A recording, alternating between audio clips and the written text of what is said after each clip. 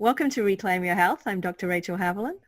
I'm Genevieve Kahn, and we have with us Lopa van der Mersch. She is the founder and CEO of Rasa, a brand making adaptogens accessible through holistically balanced, tonic adaptogenic coffee alternatives while bringing some much needed humor and realness to wellness. Growing a startup from launch to break even in 8 months, while attachment parenting 2 tiny humans, 3 and 1, is no easy feat. And Lopa credits a steady diet of adaptogens, integrity, and humor as being key to Rasa's success and to her not going completely insane in the process. Great to have you with us, Rasa. Lopa. Rasa is your company. If I had $1 for every time that I was called Rasa, I probably wouldn't need to have the business. Hopefully I corrected myself quickly, right?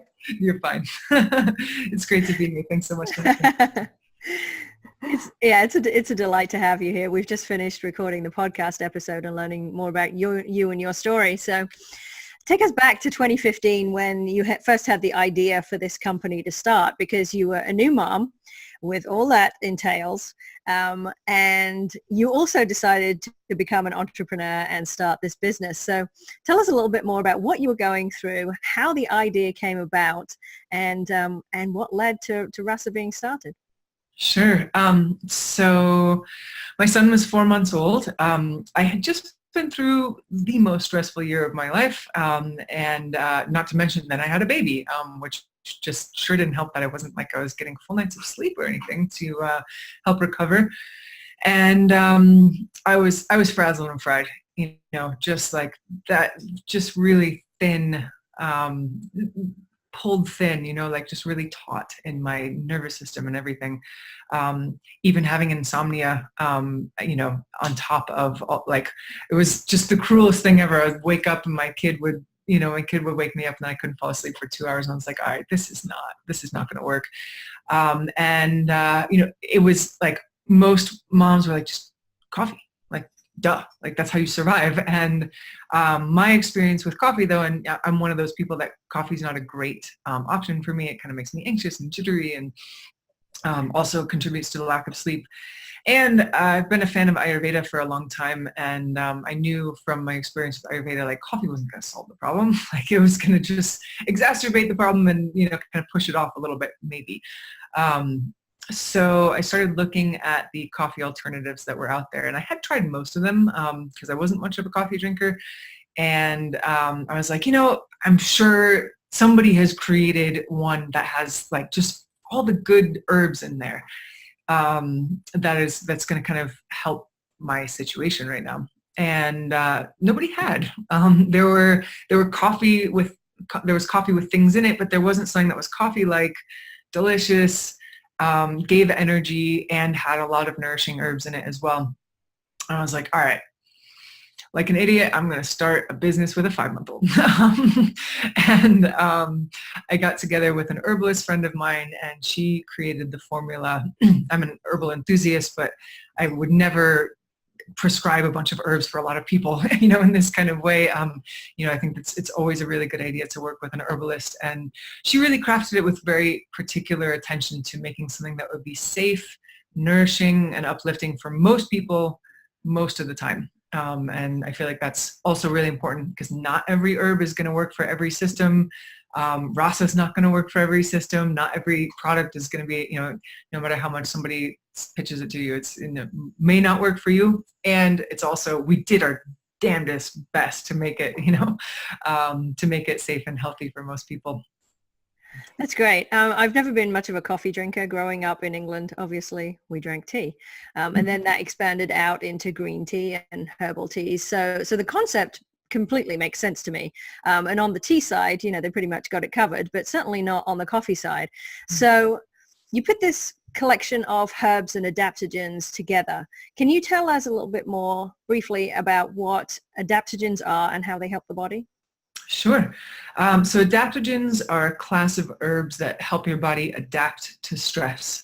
And one of the key kind of scientific backings that an adaptogen needs to work with both your endocrine system and your nervous system through the 2 main pathways that your body communicates to your adrenals that it's under stress. So that's the HPA, which is the hypothalamic pituitary adrenal axis, which is the endocrine pathway for communicating that your body's under stress, and the SAS, which is the sympathoadrenal system, which is the neurotransmitter pathway.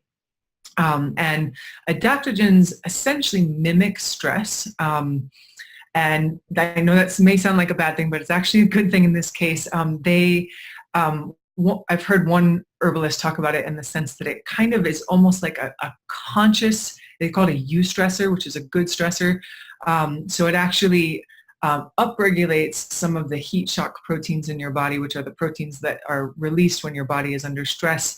And upregulating it means that basically your whole system is actually becoming more refined and more actually resilient in the face of stress.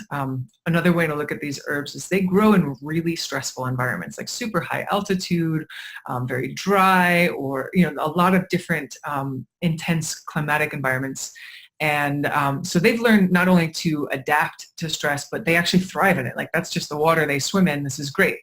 So when we take in those herbs, we're also taking in that intelligence of like, oh yeah, I'm cool with stress. This is what I do.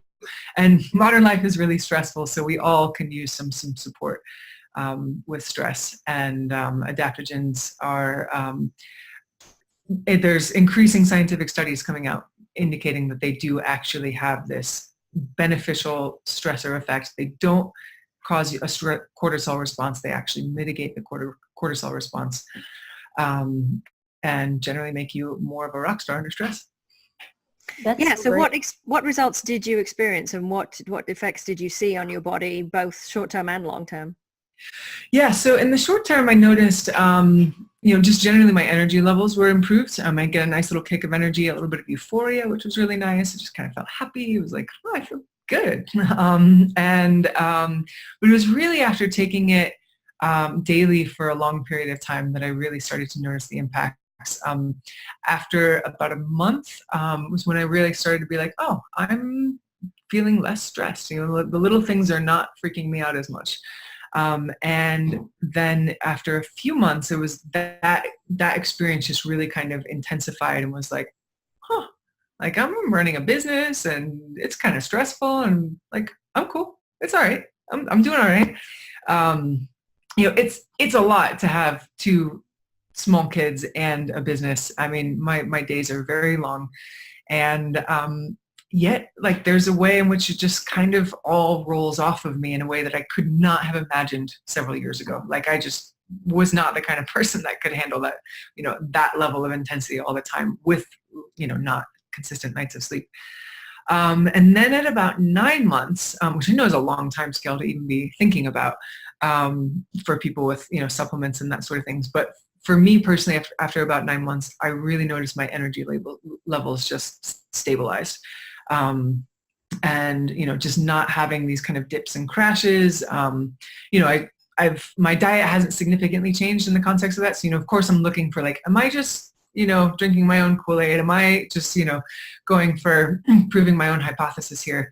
But in general, my lifestyle has stayed largely the same. If anything, the stressors are increasing and my sleep is decreasing, and yet, just kind of go steady all day. And so that's been something that I've been very, very grateful for, given the context of my life.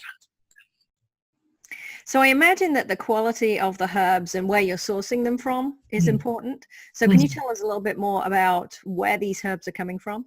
Yeah. So we have 12 different herbs in our formula. They come from 5 different countries, which is an operational nightmare. We are very lucky to have someone on our team who used to work for Celestial buying 1 million pounds of herbs a year. So he's like, I got this. It's cool. Sustainability is extremely important to us, especially from an herbal perspective. There are some herbs out there. Chaga is one of them that has some long-term sustainability concerns. And so we use only Chaga mycelium instead of Chaga fruiting body.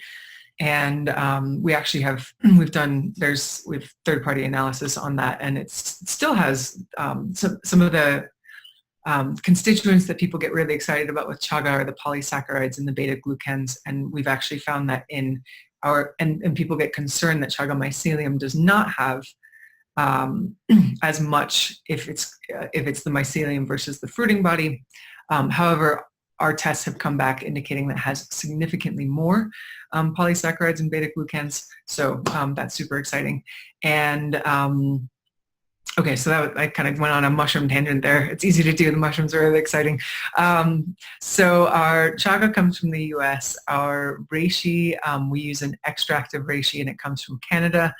The reason being, reishi is an amazing mushroom, and it is super bitter.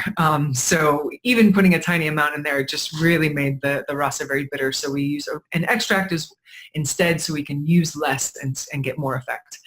And not make it too bitter. And then we get a lot of our herbs from China.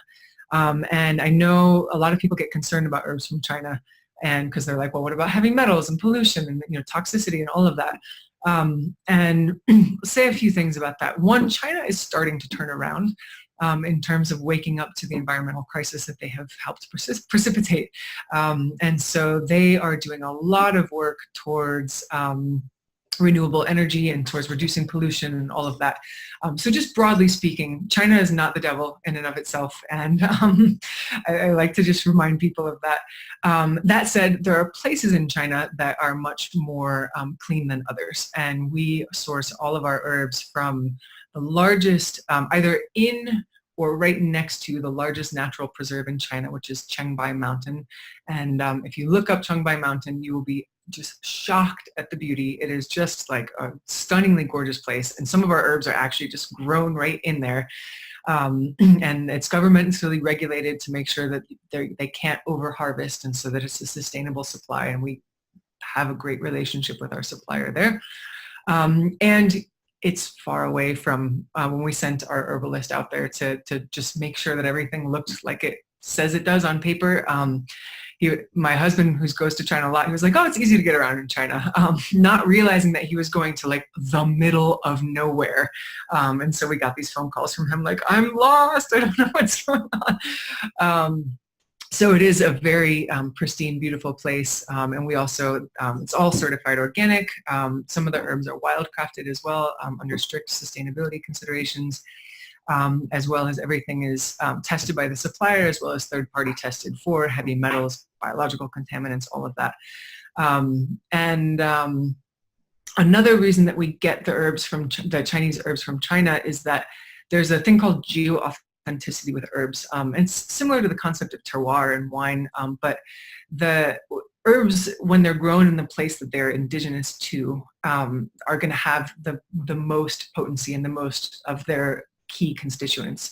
And so we, of course, thinking from a sustainability perspective, excuse me, I looked into whether or not we should be getting our herbs from the US or from Canada, all of them. And our herbalist was like, you know what, I've tried these herbs side by side, and it's just a different story. So, you really, if you're going to be using Chinese herbs, you want to get them from China. So a lot of meticulousness. We're very, very blessed with the supplier that we have in China. He is like just one of the few that is, everything is as, I actually just had dinner with him on Monday. He was in town, and extremely honest, and just doing everything by the books in terms of both sustainability, organic, purity, all of that. So we're very happy with him. And our Indian herbs come from India, again on the geo-authenticity, and those are sourced. There's a supplier there that works with small farm cooperatives, and amazing vertically integrated operation. They supply all the inputs, which helps to keep people away from pesticides, because often what happens in the agricultural system is that the petrochemical companies will supply all the inputs, so that it makes it easier for farmers to use them and for them to make more money, of course. And you don't see that happen as often in organic, or that puts the burden on the farmer to actually get the organic inputs, which they often can't afford. And so then they're like, I'll get the free one. But in this system, they're actually supplying the organic inputs in the system as well, so that they are committed and they all stick to organic. So yeah, we get our shatavari and ashwagandha from there. We get our chicory from a farm in France that has been growing and roasting chicory since the 1800s. Love that legacy. And then we've also introduced this year, we have a cacao product. So it's all of our 12 herbs plus cacao, and a coffee product, which is all of our 12 herbs plus coffee. And our cacao comes from a fair trade farm in Ecuador. And our coffee is fair trade and organic. The farm is, and our coffee is also fair trade and organic, and sourced only from women-owned and operated farms, which is pretty amazing in an industry where women are often excluded. That's a beautiful legacy, Lopa. Yeah, it's cool. It's been a lot of fun, and it's something that I'm very proud of. And I don't often get to talk about our supply chain, so thanks. That's so great. Thank you, Lopa van der Mersch, for sharing with us about Rasa Coffee. It sounds like you have a wonderful company, and I love the fair trade practices and the indigenous indigenous sourcing of your products. So that's just fantastic. Thank you so much for sharing with us today. Yeah, my pleasure. I love to wax poetic about it. So we'll have the link below this video, and we also have a 20% off discount with the code Reclaim Your Health, correct? Yes, correct. Well, that's very generous. Thank you so much for joining us. Thank you guys so much. It's been great to be here.